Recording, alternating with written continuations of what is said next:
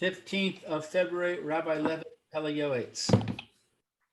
Okay, so we are in the we're in the second to the last paragraph in this entry, Hein Sedek, on page 239 in the English, and Eliezer was valiantly and bravely trying to read in Hebrew this entry over here, and we're just wrapping up the last sentence that he says over here, that we're talking about a person who he's making really an improper emphasis on being true to his word, even in situations where really he should just swallow his words, they say, and do the right thing.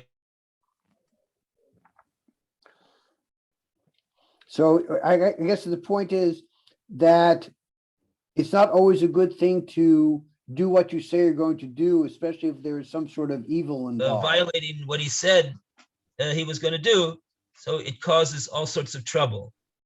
And that's what he's saying over here in the last couple lines over here. He says that Anshe Beise Lo Makabel, even the people of his house, they won't accept him. That's a place where at least in that place a person should be accepted, even if he's not accepted anywhere else. Sure. But even in because of this type of conduct that he does over here. Because since he says to the world, so to speak, he's announcing that this is what I do. Kamosha Marti, just like I said, Ani Kain, sorry, it's got to be like that. That's what I said, and that's the way it's going to be. So that's going to dissension and strife. Udevori loy yashuv rekam, because my words will never be returned empty.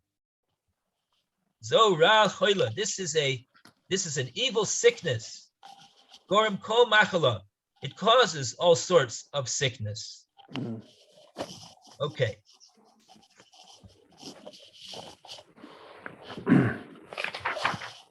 All right. So now we go to the next paragraph, the final paragraph. This is the rule of a good person. And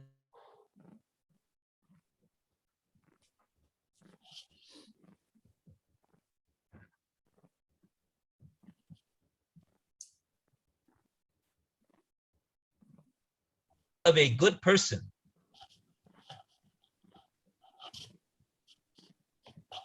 Rabbi, you froze. We didn't hear your last sentence. Oh, sorry about that. We'd like to call upon Alan to read the last paragraph on page 239. This is a rule of a good person, and forego his opinion to theirs, according to the need of the hour. He should make amends based on compassion and be appeased with supplication. He must always think deeply, whether to do something good for his friend or not to do something evil, before uttering any words from his lips. Once he has uttered the words from his mouth, he must keep his commitment and not violate it. Therefore, it's better that he first indicate that he will not do someone a favor and change his mind than that he should say that he will do something good and back out. For his backing out looks foolish and is an embarrassment. On the other hand, the word of his friend should not be forsaken, nor should he contradict them when he is able, even if he is his enemy. This is in order to fulfill in Tehillim, seek peace and pursue it. It's unlike many business people who say that I do not care if I do this, except that by doing so, I comply with the wishes of my friend, and he must not have this satisfaction. This is the behavior of Sodom. It is not proper to do this except with one's small children in order to guide them and teach them that they must not have this bad behavior trait, that one must hold tight and not surrender one's opinion. However, to all other people, including his older sons, it is better for a person not to be adamant about his opinion. Older men should listen to younger ones in order to increase love, brotherhood, peace, and camaraderie. Our sage in Thomas 20b said, "A person must always be flexible as a reed and not stiff as a cedar tree. By doing so, his memory will forever be as a righteous man, likened into a date palm and a cedar tree that blossoms."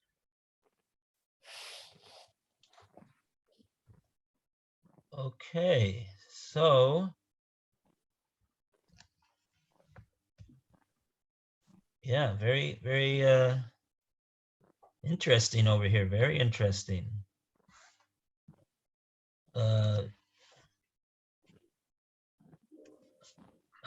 Okay.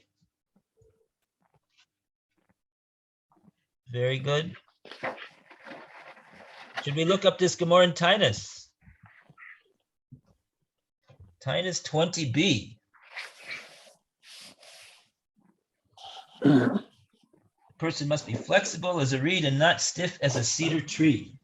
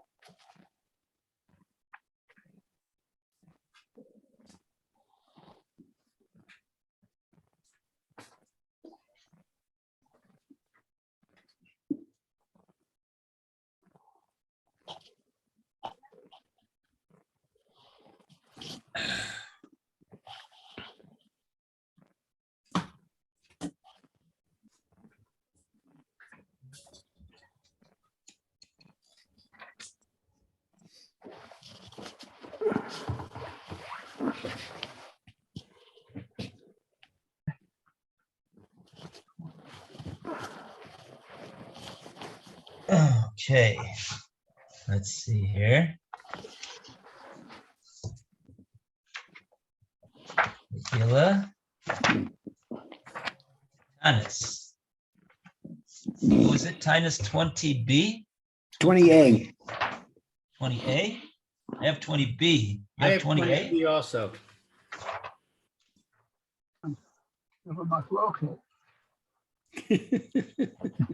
Shouldn't have machlokas. That's right. That's what it's saying, basically. Must always be Here. flexible as a reed and not stiff as a cedar tree. I remember Gemara, but I don't remember exactly where it is.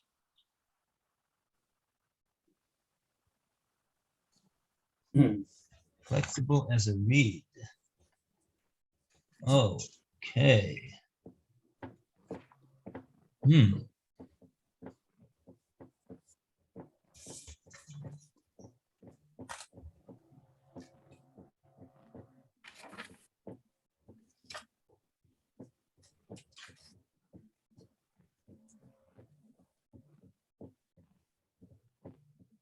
Statement should start off with the word la'olam, because it says a person must always. So that word should be easy to spot.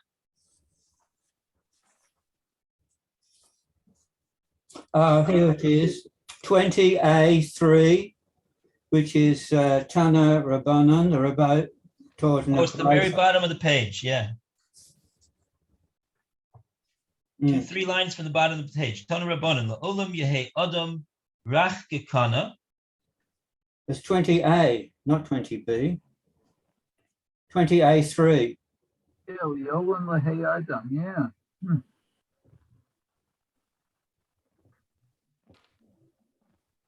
Yep. That's a wrong. There's a lot Our of book has a mistake in it. there's a lot of mistakes in this Sefer. It hasn't been edited properly, has it? Anyway, 20A. Right to the editor. 20A3.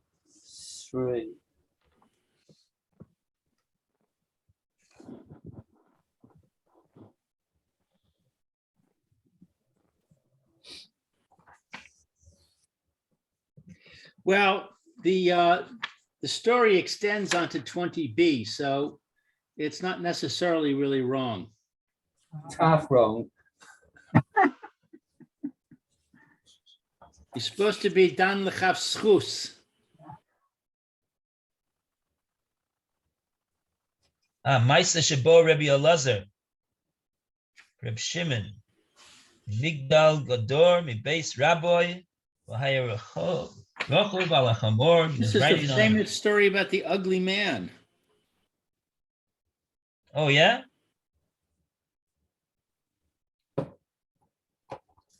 Yeah, I've Okay. heard this story before. Okay, so Rabbi Elazar, Reb Shimon. That would seem to be the son of Reb Shimon Bar Yochai. Yep, yep. Migdal Gador. He came from Migdal Gador, mi base Rabo, from the home of from his teacher. V'haya Rachuv al Chamor. He was riding on the donkey.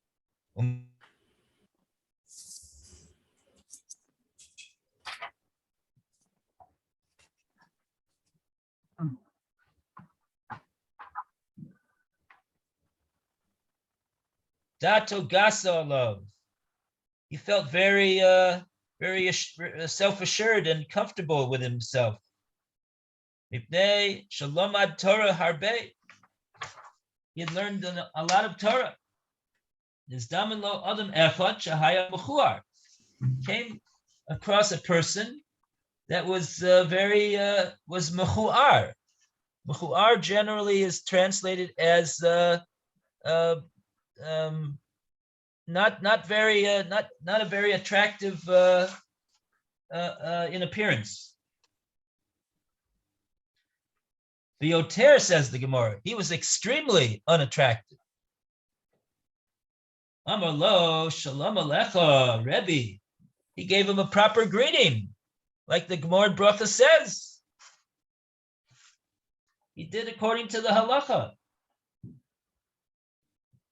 He saw that it was a Talmudic scholar, so he greeted him accordingly.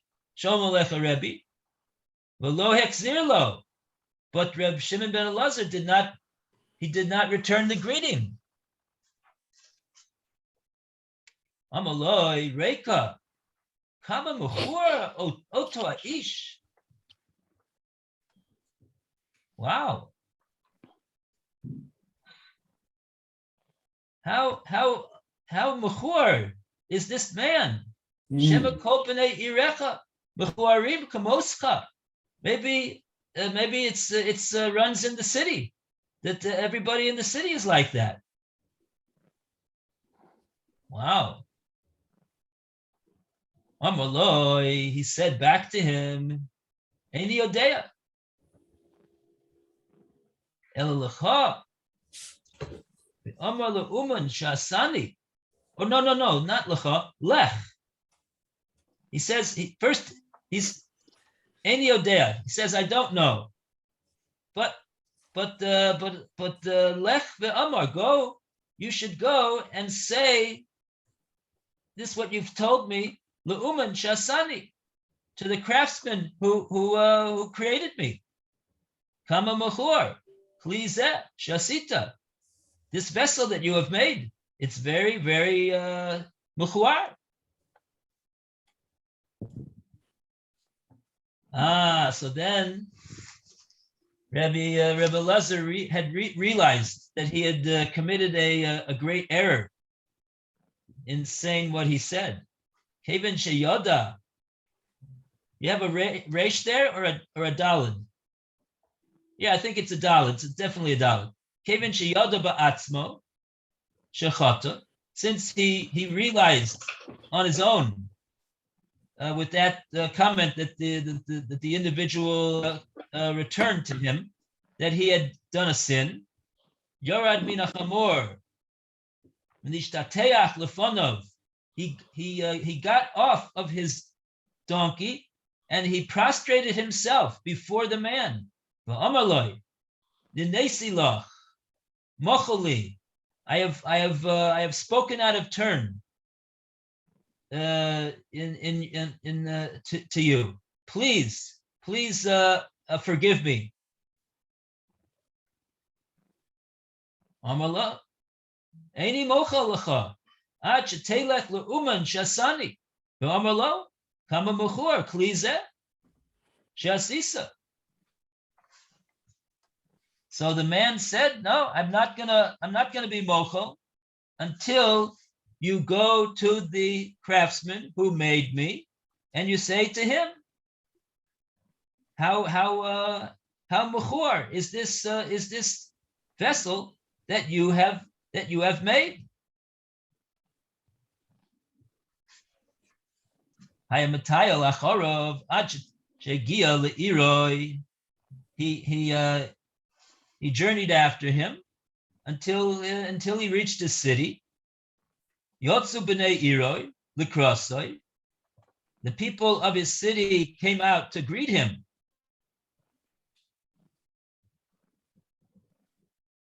Well, this is referring to Rebbe Elazar Reb Shimon. The people of the city came out to greet the great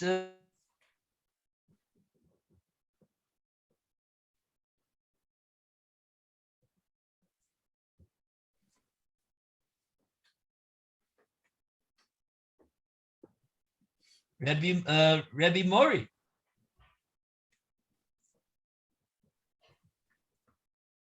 Shalom Alecha Rebbe Mori. Mori Amar Lehem. Me atem korim Rebbe. Who is it that you are calling Rebbe? So this man was following after Reb Elazar Reb Shimon. No, the other way around.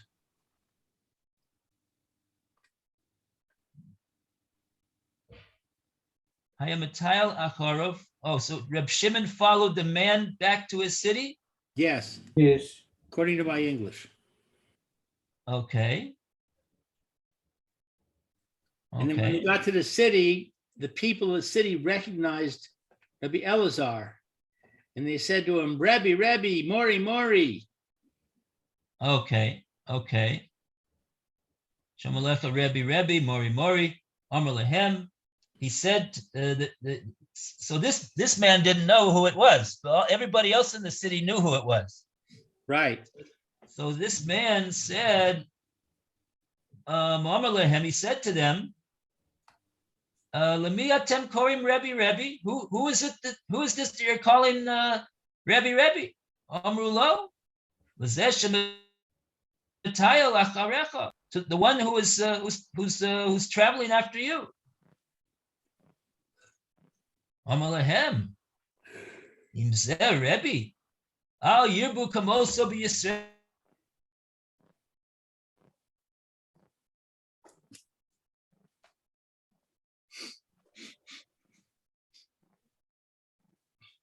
Are you? Jewish people. You frozen. You froze. Oh, I froze again. Yeah, Okay. you're coming in and out, Rabbi. You're freezing every few minutes, but only for a Wow. few seconds. So I don't know that there's much we can do about it. Okay. Amar Lehem im ze Rebbe al yirbu kamoso b'Yisrael amru loy mipnei ma Amar Lehem kach. Why? So they asked him, why do you say such a thing? Ma Amar Lehem mipnei ma Amar Lehem kach v'kach.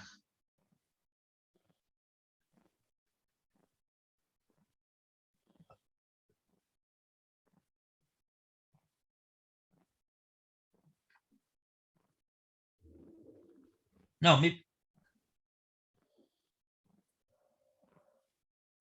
Amr lo, they said to him, Mipnei ma, for what reason do you say this? I think. Amr lehem, so he said back to them, Kach v'kach osali. So he told them what he related to them what Rebbe Elazar Reb Shimon had said to him and how he had acted towards him, I suppose. Amr lo, they said back to him, Afal pikein mocholoi. nevertheless, you should forgive Gadol Batarahu. He's a great man of Torah. Amalahem, he said back to them, Bishvilchem hareini mochel lo. For your sakes, I will forgive him. Ubilvad shelo yehe rogil lasus kain. But on one condition, that he not be accustomed to doing this, doing like this. Miyad niknas Rebbe Elazar, Reb Shimon, v'dorash la'olam. Immediately, Rebbe Elazar, Reb Shimon came in. Don't know where what he came into, but he came. That's what the word means. Niknas. Again, maybe he entered into his discourse, v'dorash, and he said a drasha. And what was the drasha based on? La'olam yehe adam rach kekana va'al yehe kasha ke'eretz. He said that under all circumstances, la'olam means in all situations. This is the proper hanhaga. A person should be soft as a reed and not be hard and stiff like a cedar tree. Lefikach zocha kana litol hemenu kulmus lichtov boy sefer Torah tefillin umezuzas. And it was for this reason that the kana, which has this attribute of being able to be that it bends and it's flexible, that's why we take it to write a sefer Torah, tefillin, and mezuzahs with. Okay. So I don't really follow the connection between this principle of being soft and the behavior of Rabbi Elazar. It seems to me that he says, empty one, how ugly is this man? Is everybody in your city as ugly as you?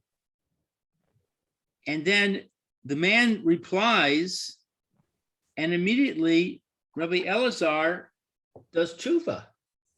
He wasn't being hard like a cedar. If anything, it's the man, the ugly man, who was hard like a cedar, because he didn't forgive him for quite a long time.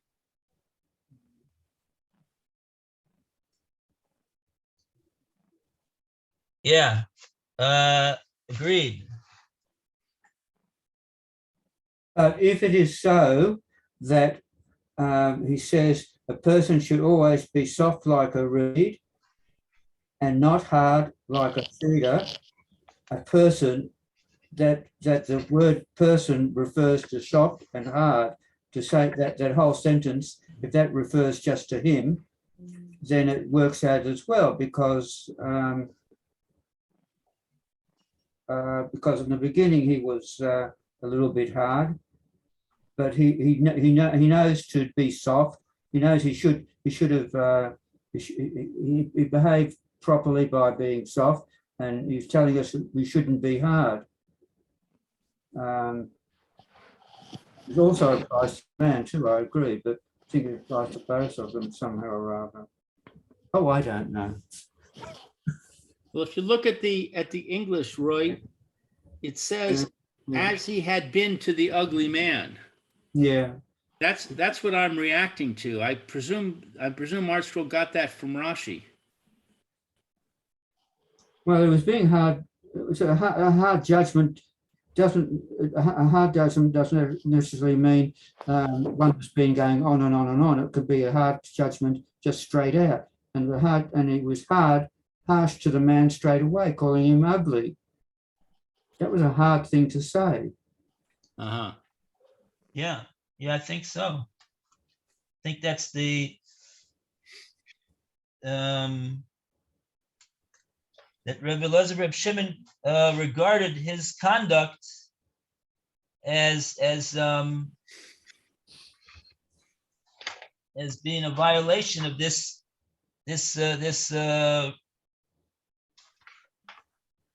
this mode of conduct that he is preaching. He's preaching to be soft as a reed and flexible as a reed, and not to be stiff and hard. In other words, he's understanding that the fact that he was like a cedar, very in one sense, a cedar tree is a tree that David HaMelech said in Tehillim is comparable to a tzaddik, because he's straight and he's strong and he goes very, very high. But on the other hand, he could, because of that, he could be very unforgiving of people who are not on the same level as him, or they look differently. So maybe that's why he's invoking this allusion to a cedar tree. He should be a reed also. It bends, and if it bends, it goes low. So he should carry himself a little right, and that's what so that's he's definitely talking about himself. He's not making any complaints about the man. As a matter of interest, ArtScroll suggests that there is a thought that the man was Eliyahu coming to give him a lesson. Oh yeah, who's do they quote anyone? No. Rashi cites a version of the Gemara's text which states that the ugly man was the prophet Eliyahu sent in disguise to teach Rebbe Eliezer a lesson. Tosafot cites this from Tractate Derech Eretz, chapter 4. However, our versions, plural versions, do not have it. Okay, I see. You see the very first Rashi on the left. The very first Rashi on Amid Base. Oh, He yeah. says exactly what you said. There's Daman Lo Adam, right? He met up with a certain person,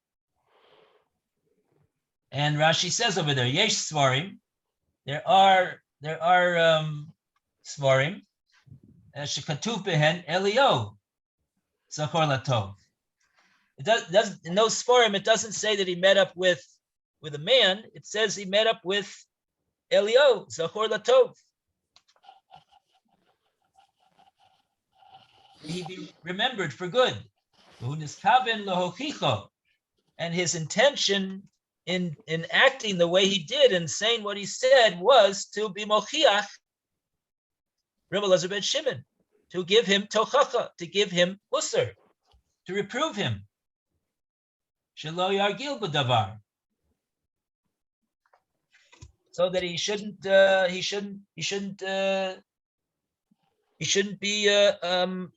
rogil in acting in this way. It's interesting because the whole story of Rebbe Eliezer, Reb Shimon, and his father, Reb Shimon Bar Yochai, what was that story all about? That they went, he ran away, and they were in a cave for what was it, 12 years, and they were some amount of time, and then they come out, and they're learning Torah the whole time, and they come out. And it says over there, this is a Gemara in Shabbos, the Lamed Gimel, like Lag BaOmer. It's easy to remember. And it says over there that Reb Shimon, when he came out of the cave, he looked around and he saw people. What were people doing? Oh, this one, he was plowing, and this one is engaged in some other type of occupation. And he said, what are they doing? How come they're not learning Torah? What's wrong with them? there was a baskol that said, "Go back into the cave. That's not the right way to look at the world." And so they went back into the cave, and they learned for a few more years. I don't remember how many years it was. And then they came out again, and then they saw this man was Erev Shabbos, and he had 2 hadassim, and he says, "What do you have 2 hadassim for?" One is for Zokar, one is for Shamar, and it was like, to be able to appreciate even a simple man, that he's performing a beautiful mitzvah to make the Shabbos holy, to make the Shabbos nice, and to okay, so he's not learning Torah 24 hours a day, but he's a nice man. He observes Shabbos, and he tries to beautify Shabbos and appreciate him, and don't look down on him. So this was, I'm saying that this was sort of like a theme in the life of perhaps that we see that. And what's very interesting is that we have all of these statements of Reb Shimon Bar Yochai, saying, the Jewish people are tremendous, and even the most simple Jew is wonderful, and he's very, very popular. He's very, very big, and Lag BaOmer is a very, very big holiday, and everybody really gets into it. They go up to Meron and everything, and he turned himself around completely, 100%. And but over here, I guess we see that his son didn't turn himself around completely, and so Eliyahu gave him Musar. Yeah. Okay, I see it's 11:30. Talking about Musar, it's enough time. It's time to adjourn, gentlemen. Have a good day, everybody. Thank Have a you. great day. Have a good day.